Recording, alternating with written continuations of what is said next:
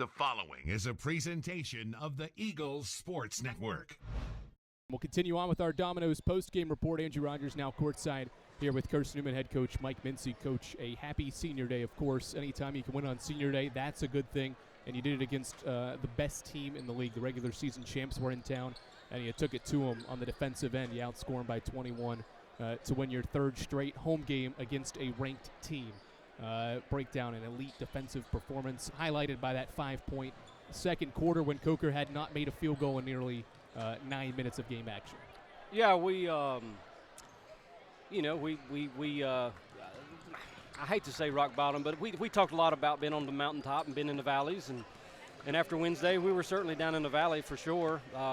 Didn't play well and didn't play well defensively either. Pressed the whole game, came at this game, and we're like, we're going to let you start to press a little bit. Didn't take long. We got out of it. We got into the half court. And I thought, you saw it. The energy was really good. They played the scout perfectly. And, when they get down and they get in the stance and they guard that way, and Lindsey was real active behind screens, and, you get the performance you did. But there's been games that we've guarded decently and not scored the basketball either. And so today it was kind of a combination of both. Defending and scoring, and you get the outcome that you got.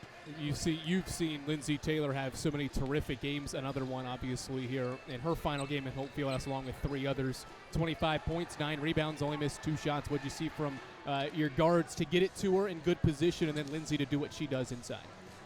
Well, again, it's kind of like we talked about before the game, and we talked about it the other night in the locker room. I'm not surprised by the performance we got today. I'm not surprised by the performance we got out of Lindsey. And, she did a good job. She was patient. She finished around the rim. We were able to get it to her. And it's the kind of thing that we're going to miss come next year without her presence.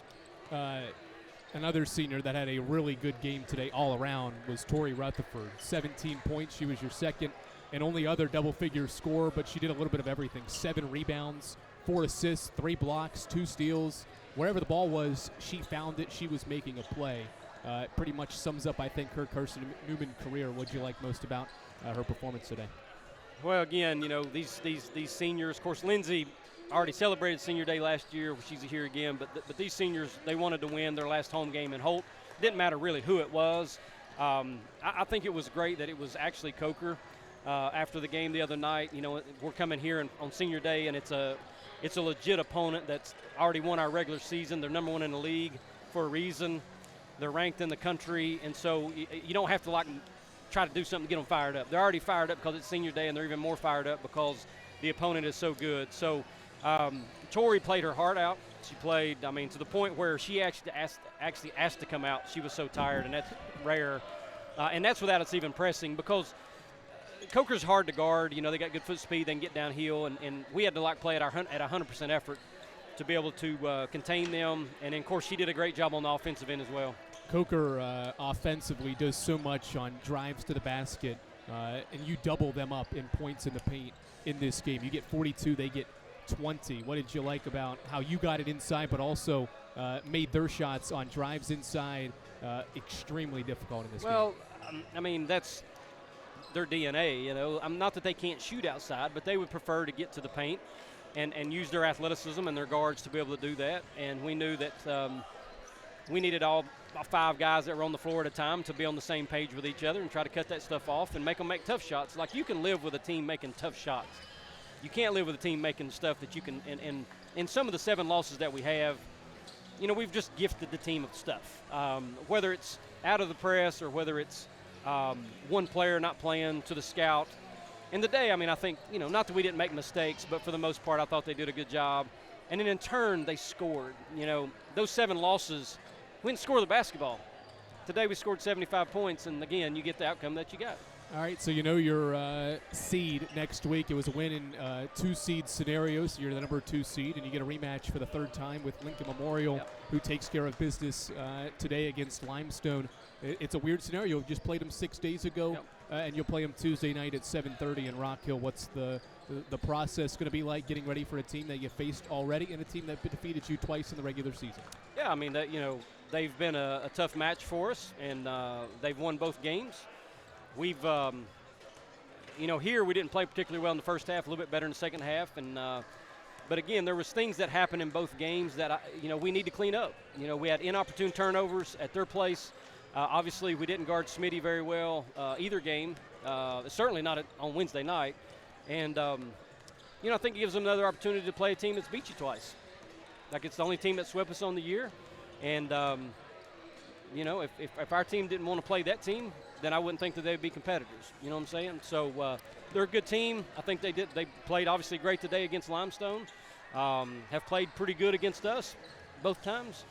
So it'll be a good matchup at 7:30 on Tuesday night. And I don't know if you're going to ask me, but like, I thought CP and Mac in particular, they've just been cornerstone pieces for our program since they got here, and tonight was no difference. They're going to sleep well tonight because both of them played so hard, and I think CP's shot there at the end of the first quarter, I don't know where it came from, but it was pretty deep here.